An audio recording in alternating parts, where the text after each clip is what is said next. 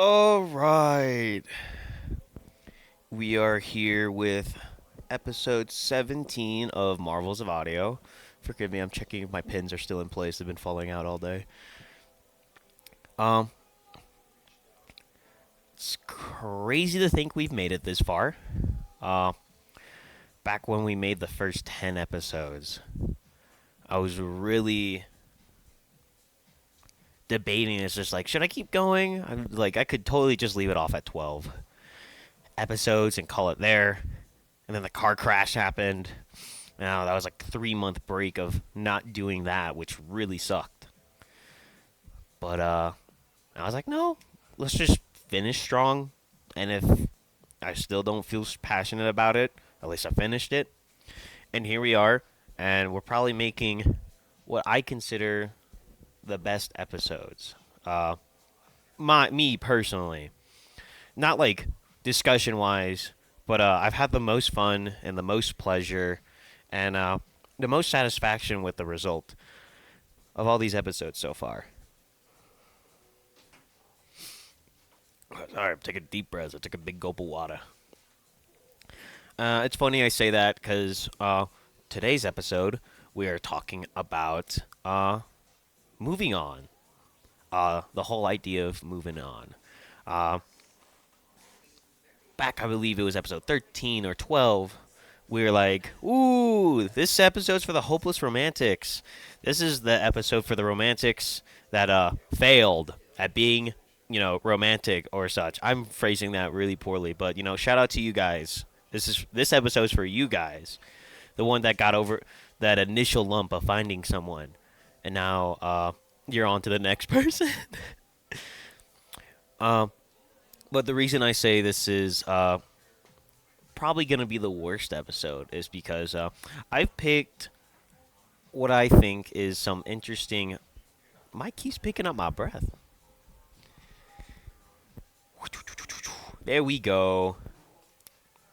But I've picked. I'm just gonna go ahead and talk about the media or what it's gonna be. We have one comic book today. We have Gourmet Hound. I recommended them before. So if you've been doing your homework, you had plenty of time to catch up. And PhoneBoy, another band I recommended, the Moving Out album. I believe that was the album I recommended. It was either that or their first namesake album. I don't exactly remember. But we're going to be talking about the idea of moving on with the concept of relationships. And then expanding on that a bit more. Before we get on, we have a few announcements to make. Cakes Cafe, 7 to 10 every Wednesday, 7 to 10 p.m. We have an open mic I bartend for, ran by Josh and Brycey Big Smiles. I always say it's a beginner level open mic. We get plenty of creatives, artists, musicians, poets, whatever you want to share over at Cakes Cafe.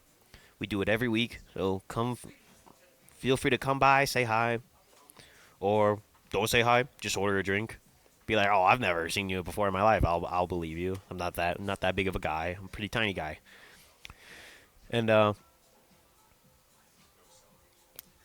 here it is 10:30 right now.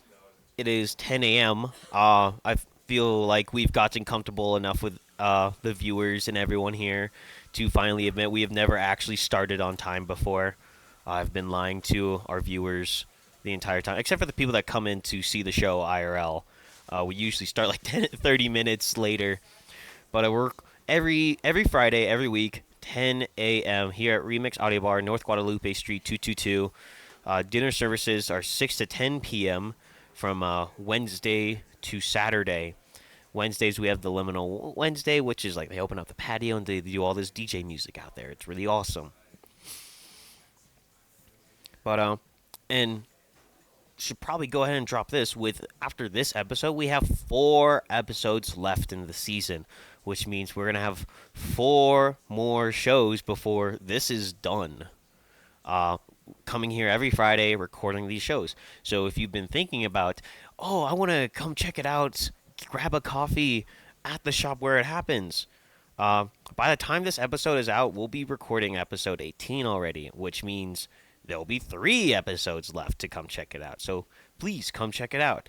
Because the next time we'll do this, if there is a next time, probably won't be until fall. And if we do it again, it'll be half the size. It will only be 11 episodes instead of 21 episodes. Or 10 and a half, I guess, if you want to get really mathematical about it.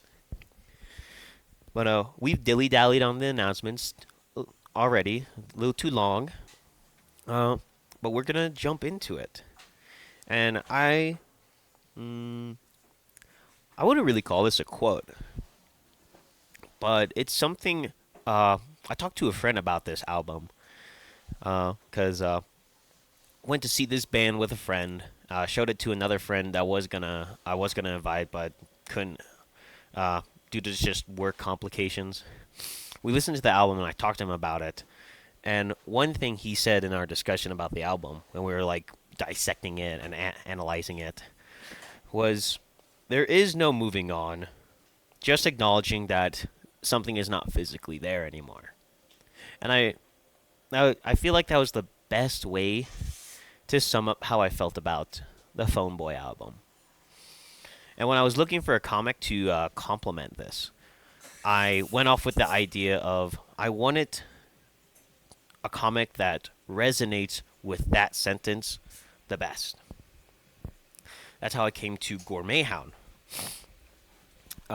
Forgive me, I do not remember the author's name. I'm very sorry about that. But we talked about Gourmet Hound a little on the show before. It's a cuisine romance.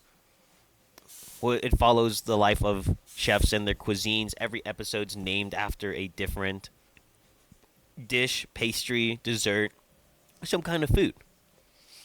And there's a lot of cute little nicknames for the characters. Like there's the guy with the white hair. I believe his name's Graham or Graham Cracker.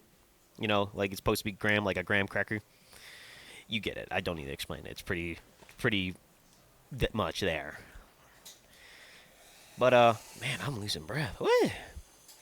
Sorry, this crew neck's like suffocating me. I wore this specifically for this episode today. Turns out it's like trying to kill me. It's killing me.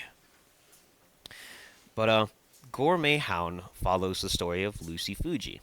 And she's going to be the only character we're talking about today. We're going to really gloss over this because I want to send home a specific point here about the whole idea of moving on.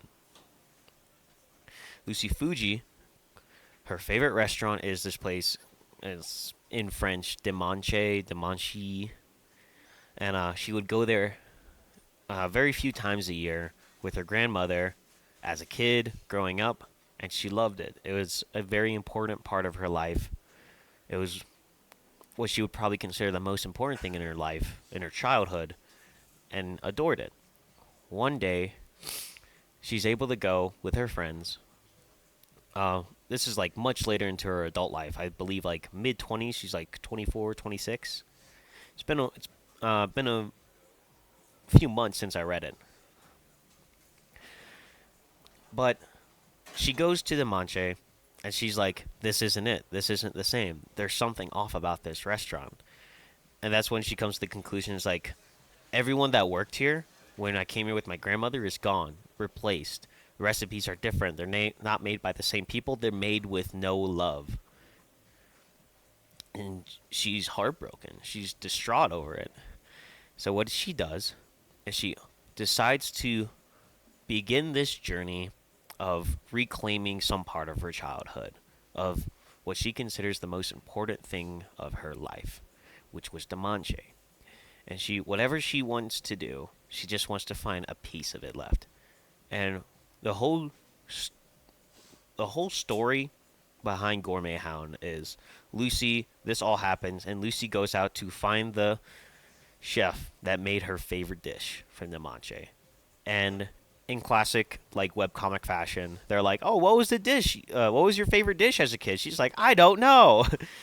So it begins with her trying to find what her favorite dish was, or finding her favorite chef was. Whatever comes first. We're not going to talk much on it, but I want to talk about the idea of it because there's two initial responses to when you lose something. It's you either just get up and go, keep walking, keep moving, or you do everything to reclaim it, to take it back, to keep as much as you can. And Lucy's initial reaction is the latter. She wants to do whatever she can to get whatever's left of the Manche back. Oh. Hello. Good? Okay, sick. Alright. Little bit of a thing. Sorry. Oh, I'm gonna have to cut that out. So, for Spotify and YouTube listeners, this is a cut. Don't worry, don't forget. But she does everything she can to try to reclaim this. So she goes on this journey finding old chefs. And so she starts. Some incident happens where she breaks into a building and now she has to work there to pay off the damages. She also has like superhuman strength. It's more for a comedic bit. She doesn't actually have superhuman strength. But she goes on this journey of meeting all these different chefs, reliving her childhood in a sense, and getting to meet these people that contributed so much to what her childhood was. She was so focused on finding something she lost. She on this journey, she found so much more that was related to what she was looking for. And it's a very wonderful journey because it's not like this, like, oh, this isn't what I want, I hate it, like a story of struggle. It feels more like a story of appreciation, where she comes to learn so much more about what made her childhood so amazing, so fantastic.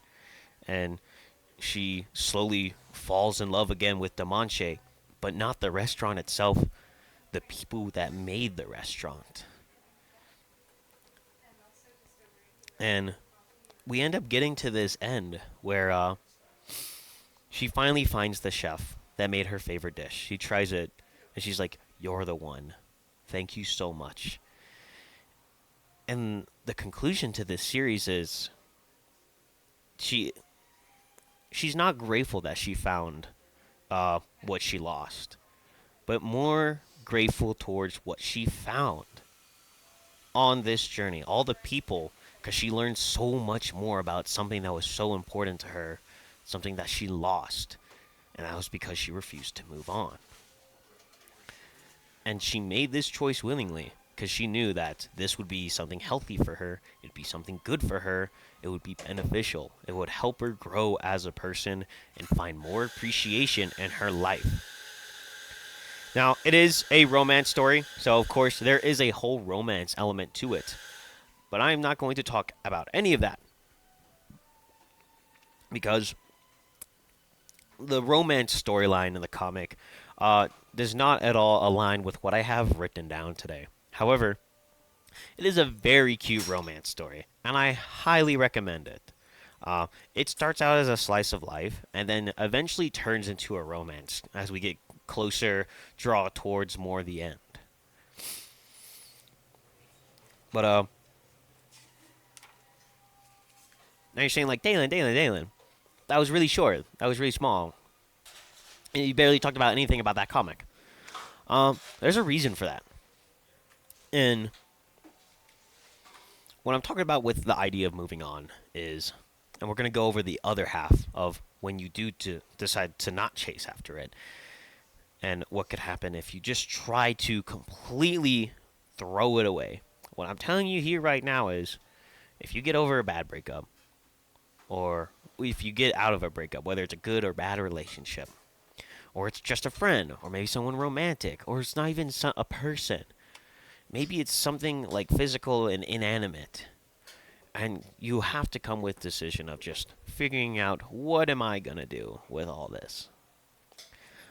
My best advice is to not just immediately, put your boots on and get walking.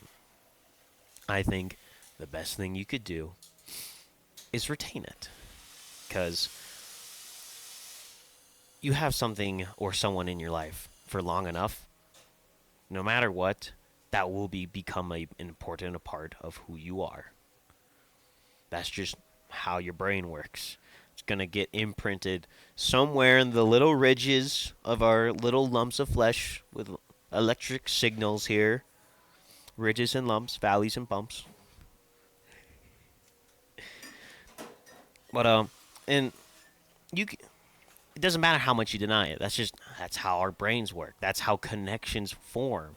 Even if those connections get severed, there is that static that is still left in your head after all this time.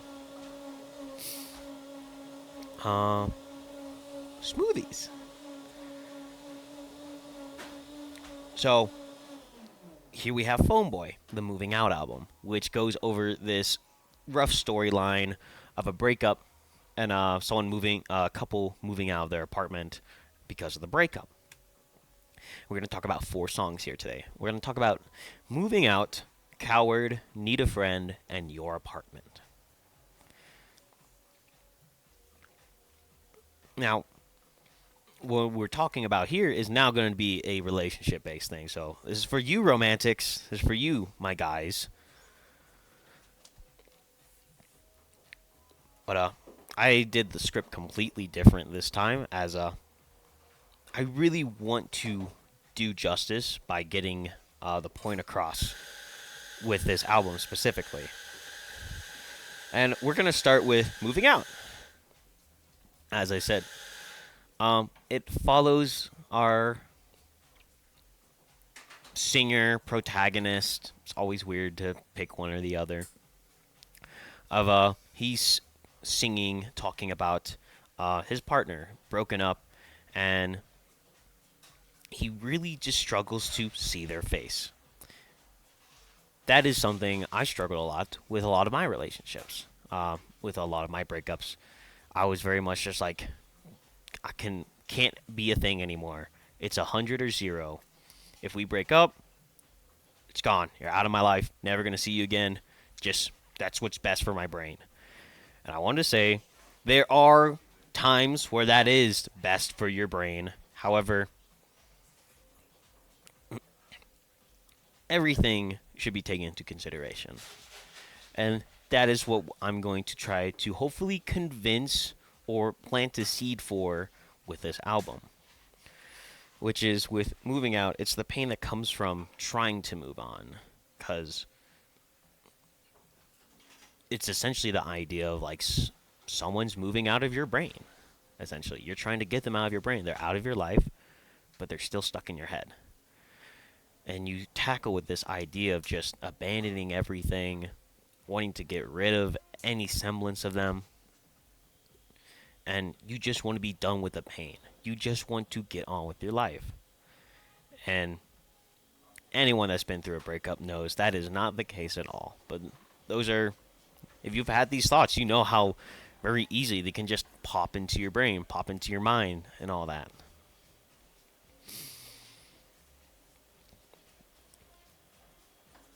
It's, how would I say it? It's like with news, the bad stuff is always what you see on screen, TV, media, and all that. Your brain kind of works in a similar fashion. You're at that moment, you're only gonna remember the things that hurt you or the things that you'll miss, and that you don't have it anymore. It's gonna hurt you. It's very important to kind of catch yourself in the midst of that, because even with a lot of the relationships I had, the good ones and even the bad ones, there were times of genuine moments where I'm very glad it happened, because there were a lot of moments where, with the time I spent with those people, I was happy. I was happy for a good portion of most of those relationships, and it was nice. And I think that's still a very important thing to acknowledge. Some of those people I still talk to, some of those people I don't talk to anymore. But I'm very glad that there's still some of them I talk to. Next song we're going to go over is What a Coward. I was struggling to pick what song to follow after. It was between this and Runaway.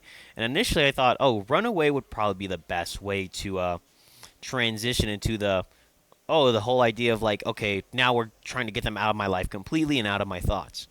However, after listening to What a Coward a few more times, I made a last minute decision to talk about this song. And it's because of this one lyric that plays in the song called I'm Better Off Alone. And this is a mentality I struggled with a lot as growing up and just having relationships in general. Was that every breakup I had, I would come to this mindset of just, why do I even bother? Why do I even put myself through all this, knowing that it just won't work out, or I'm just gonna, this will only be temporary, and then I'll hate myself, and I'll be like, oh, no one's ever gonna love me, wah, wah, wah. You know, all that BS. The whole I'm better off alone mentality is very self destructive. It's very damaging. It's isolating. I think isolation is one of the scariest things people can go through because not a lot of people realize how dangerous that is. When you isolate yourself, you get so comfortable with not dealing with anything. You get tired, you get so comfortable of not dealing with people and their problems. This is kind of like the same idea where if you just give up on trying to have relationships, you just give up trying to deal with all the stuff that comes with a relationship, the good and the bad. So if you finally really stick to that mindset and you do find someone that changes that for you, you'll be put into a situation where it's like, oh, here's this really small inconvenience. It's over. We're done. We're done. It's not healthy. And I think that's the most important takeaway from this with like the whole you shouldn't really move on. You should decide if you want to move on. It's okay to sit with it. But worst case scenario, I think that's the worst conclusion anyone can come to, which is the whole I'm better off alone. I'm better off not dealing with this stuff. So I'm never going to do anything ever again. That is the scare. That is genuinely like that thought terrifies me. And it terrifies me that I kind of almost fell into that trap at one point in my life. So we're going to go on with the next song, Need a Friend. And I've talked about this so many times on the podcast. And I will once again say it again. Whatever you go through, it's good to have a support system. It's good to have friends. Because a sorrow shared is half a burden. It is so important. Especially when you go through a breakup. It's very hard to figure things out on your own. Because your brain will inevitably become an echo chamber. You got to hear it from someone else about this stuff. I'm always big on don't take advice from friends when it comes to like friendships or relationships unless there's a pattern. However, I feel like this is one of the few exceptions for that.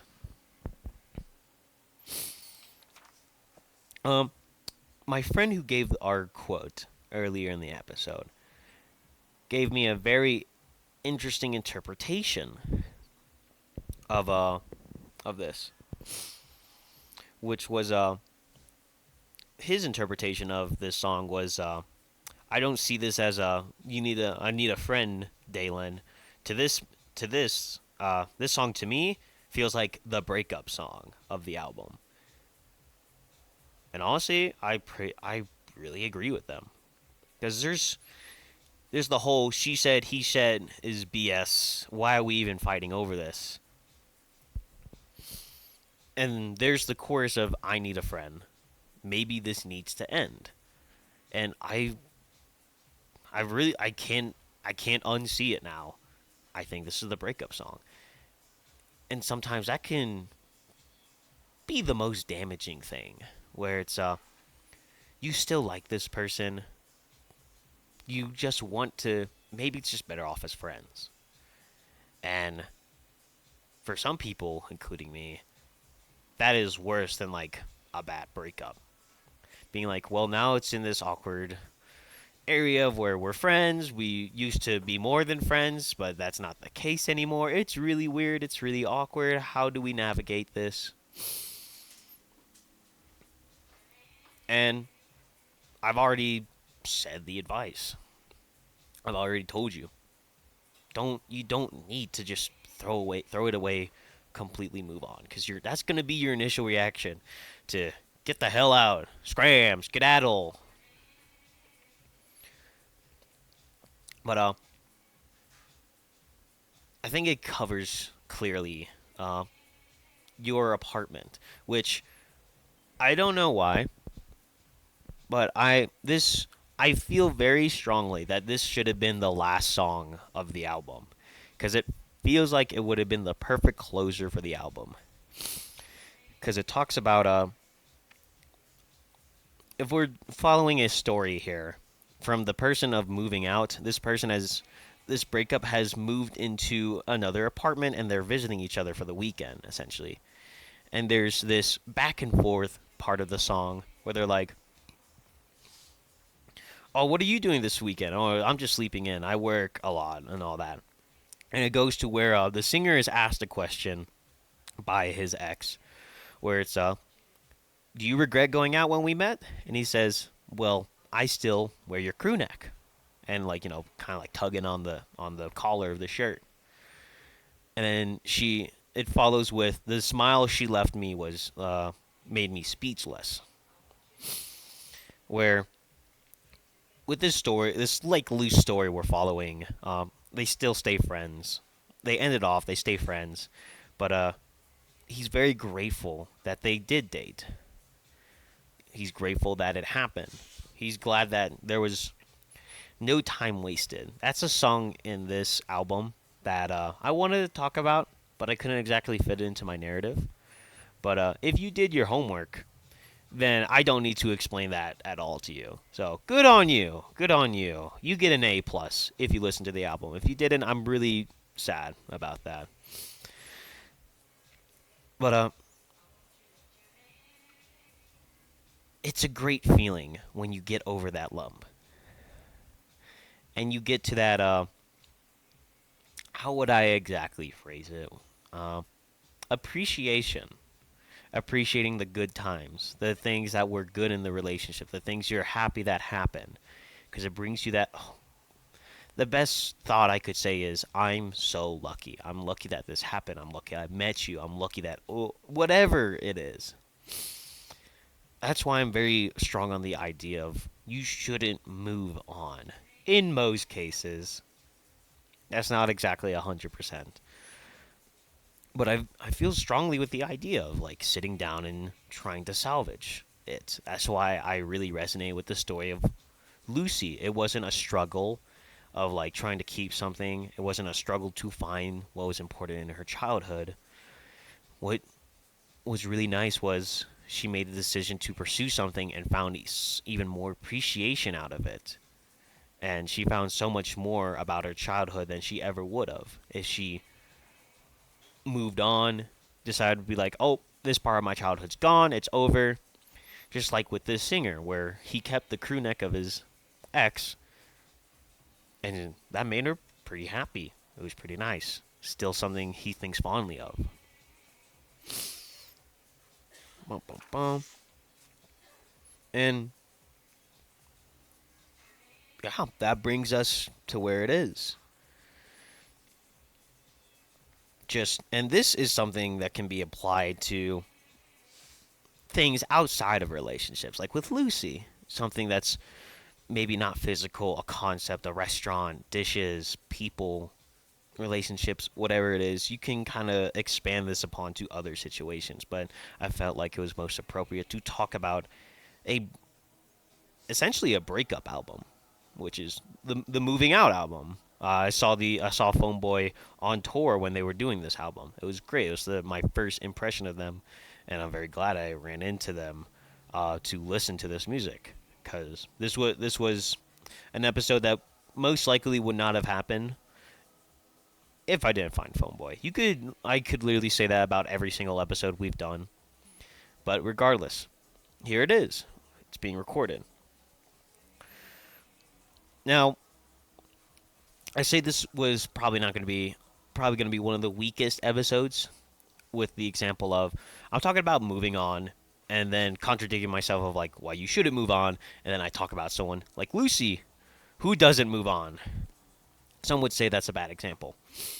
I'm very much of the idea that many bad examples is better than one good example, because one good example tells you one thing to do, but many bad examples tell you many things of what you shouldn't do. It's like a process of elimination for me. That's how my brain kind of functions.